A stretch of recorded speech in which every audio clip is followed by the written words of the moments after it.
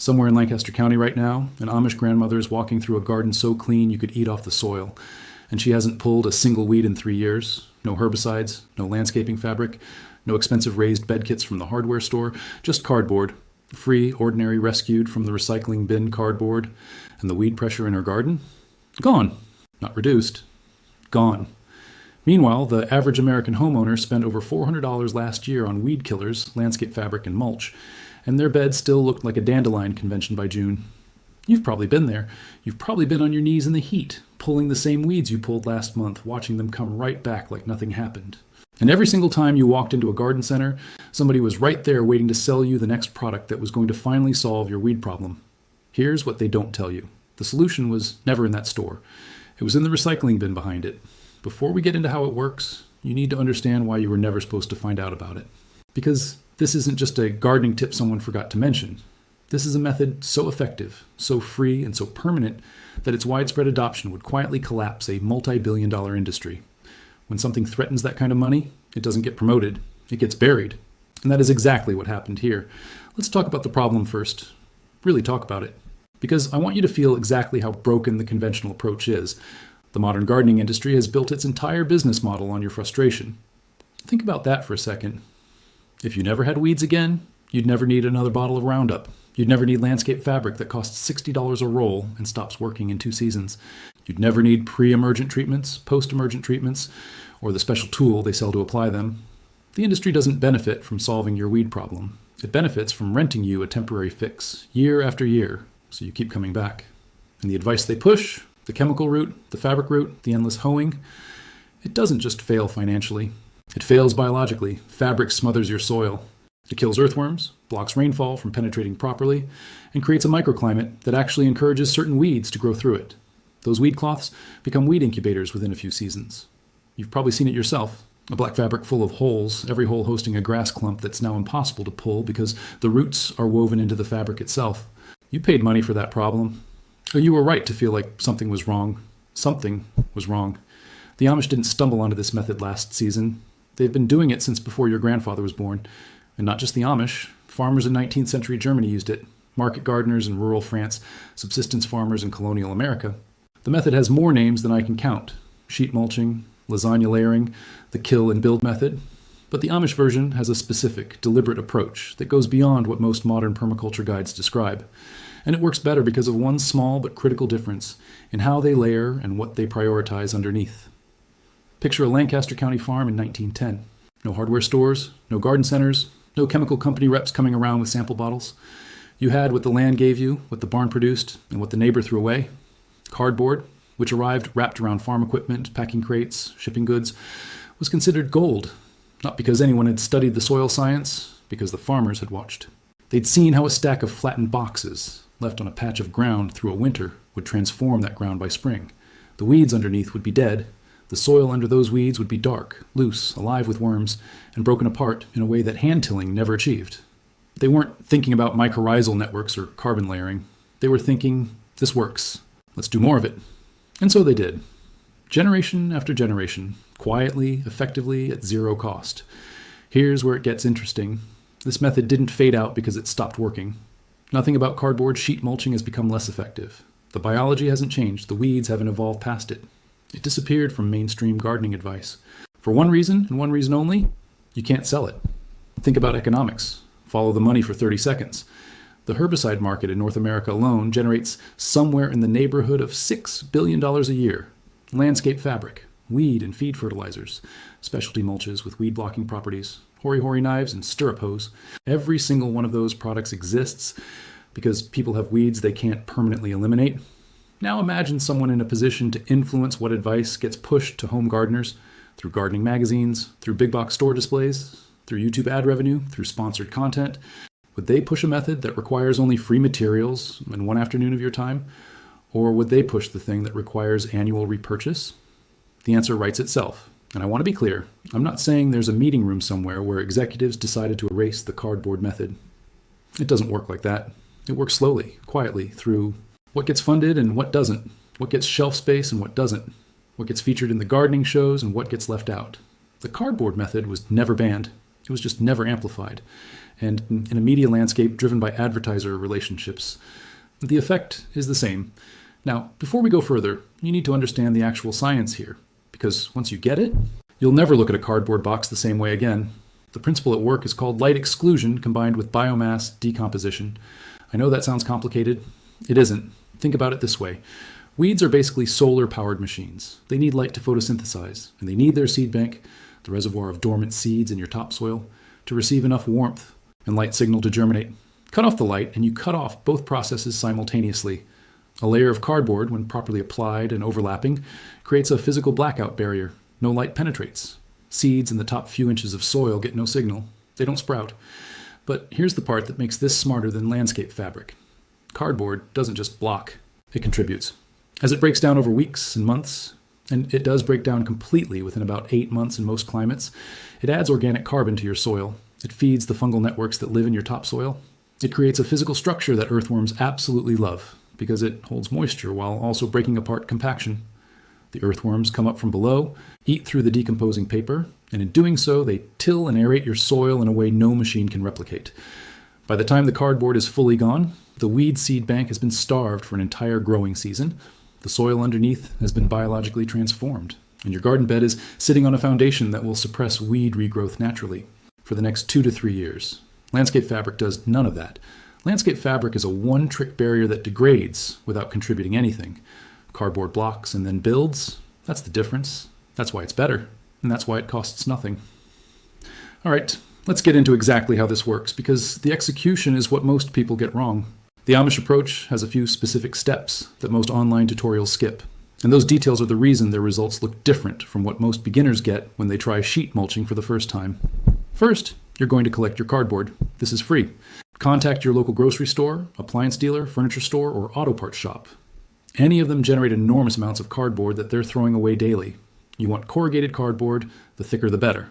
Avoid boxes with glossy coatings because those slow decomposition and can contain synthetic inks. Plain brown corrugated, lots of it. For a 10 by 10 foot garden bed, you'll want enough to cover the entire area with at least 2 layers, and you want your pieces overlapping by about the width of your hand. Call it 4 to 6 inches. That overlap is critical. It closes the gaps that light sneaks through. Before you lay a single piece of cardboard, water the ground you're covering. Soak it. You want the existing soil and whatever weedy growth is down there to be moist.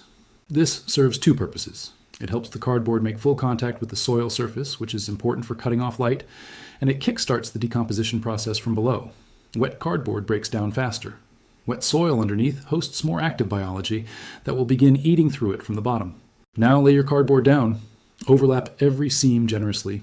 Don't leave gaps at the edges of garden beds, around fence posts, or near structures. Weeds will find every gap and exploit it. Think of it like tiling a floor. You want complete coverage with no exposed joints. Pull up all the staples and tape before you lay the pieces down. Metal staples don't decompose and can injure you or wildlife later. Tape prevents decomposition in the strips where it's applied. Once your cardboard is down and overlapping, wet it again, get it saturated. It should be lying flat, soft, and fully in contact with the soil. Now you're going to top it with organic material. The Amish version uses whatever the farm produces: wood chips, straw, finished compost, decomposed leaves, old hay. You want at least 3 to 4 inches of this material on top of the cardboard. Think of a depth roughly equal to the height of a standard coffee mug. This layer does a few things simultaneously. It holds moisture in the cardboard so decomposition keeps moving. It adds additional weight that keeps the cardboard from shifting in wind. And it begins building your planting medium for later in the season or the following year. If you want to plant into this bed immediately, which you can, you'll either transplant through the cardboard by cutting a small X and folding the flaps back, or you'll mound additional compost on top to a depth that lets you direct sow. For planting, the recommendation is about 6 inches of good compost on top of the cardboard layer. That gives roots a starting medium before they push down through the softening cardboard into your newly improved native soil.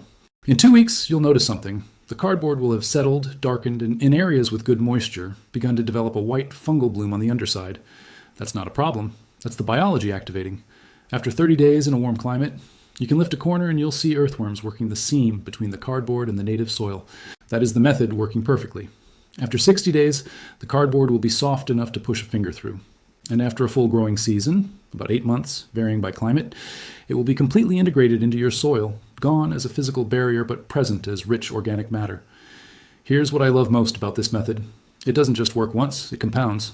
Every year you add another layer, you're not just blocking weeds, you're building soil. After 3 seasons of sheet mulching, the beds the Amish tend to have soil that is measurably darker, richer, and better draining than beds managed with conventional methods. The earthworm populations are higher. The mycorrhizal networks are intact, not shredded annually by rototilling. The weed pressure drops to nearly 0 in year 2 and stays there in year 3. Each layer you add makes the next layer work better because you're feeding a system that's developing its own weed-suppressing momentum.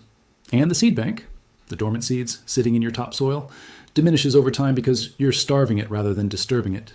Tilling brings dormant seeds to the surface and gives them the light signal they need to germinate. Every time you till, you're sowing next season's weeds. Sheet mulching does the opposite. It smothers without disturbing, letting the seed bank exhaust itself without reinforcement. Now, before you go out and start laying cardboard, there are a few things that'll make or break your results depending on where you live. In dry climates, the American Southwest, the Mediterranean-type zones, moisture is your limiting factor. Cardboard decomposition stalls if it dries out completely. In these environments, water your cardboard layer whenever you water your garden. You can also add a thicker top mulch layer, up to 6 inches of straw or wood chips, to retain moisture longer. The method still works in dry climates, it just needs help staying moist. In very cold climates, zone 4 and below, the best time to lay cardboard is in fall after your last harvest. The freeze-thaw cycle of winter actually accelerates decomposition. By spring, your cardboard will be soft and partially broken down. You can plant directly into your topping material as soon as the ground thaws. This timing also means the weed seed bank gets smothered through its most active dormant period, and you're starting the growing season with virtually no weed germination. One mistake to avoid. Don't use cardboard from boxes that held chemicals, cleaning products, or pesticides. The residue can be absorbed into your soil and affect your plants. Plain, uncoated brown corrugated from food, furniture, or general goods is exactly what you want. Another thing beginners miss, don't let the cardboard edges lift and curl. As it dries slightly, the edges want to roll up, which opens gaps. Pin the edges down with rocks, extra mulch, or logs until the cardboard has fully moistened and settled. After the first good watering, it usually stays flat on its own. Now let's talk about money for a second, because this is the part that genuinely makes me angry. The average gardening household in America spends between $300 and $600 per year on weed management. That includes herbicides, fabric mulch products marketed as weed-blocking kits, and the labor tools to apply them. The herbicide bottle runs out. The fabric degrades. The specialty mulch blows away or decomposes without building soil. It's a subscription model dressed up as a one-time solution. The cardboard method costs $0, not almost free. 0. The cardboard is free from businesses that are throwing it away. The compost or wood chips can come from your municipality, from fallen leaves, from kitchen scraps, or you can buy it once in modest quantity because you're not replacing it with expensive products every year. 1 afternoon of setup work, 8 months of doing nothing, 3 years of virtually no weed pressure, then you add another layer. And here's the logic that should end every skeptical conversation. Why would anyone hide a method that doesn't work? Think about it. If sheet mulching failed, it wouldn't need to be suppressed. It would just be ignored. The fact that it's genuinely absent from mainstream gardening content, despite being more effective and more permanent than anything sold in a store, tells you exactly what you need to know about whose interests that content serves. You now know something that millions of gardeners are still paying hundreds of dollars a year not to know. And honestly, that shouldn't just feel like a useful tip. It should feel like reclaiming something that was quietly taken from you, from all of us, by a system that profits from keeping you dependent on products instead of principles. The Amish never lost this knowledge because they never let corporations decide what was worth knowing. They kept it because it worked, and because they trusted results over advertising. That same logic is available to you right now. Here's your one step for today. Just one. Find 3 cardboard boxes, doesn't matter the size. Break them down flat, pull the tape and staples, and stack them in your garage or shed. That's all you need to do today. Because once you have that cardboard in hand, the first weed-free bed is 1 afternoon away. Do this today, and by this weekend, you'll be laying the first layer of a system that will still be working for you 3 years from now without another dollar spent. If you want more forgotten methods like this, the techniques they stopped teaching when it became more profitable to sell you something, make sure you're subscribed so you don't miss what's coming next. I'm digging up these buried practices every week, and some of what I've found makes the cardboard method look like just the beginning. Hit subscribe and turn on notifications so you catch them all. Drop a comment below and let me know. Are you starting this in an existing bed, or are you breaking new ground somewhere on your property? I read every comment, and your situation might inspire the next video. They can bury the knowledge in garden center displays. They can drown it out with ad spend. But they cannot stop you from picking up a cardboard box, laying it on the ground, and watching your soil come alive. That power has always been yours. Now you know how to use it.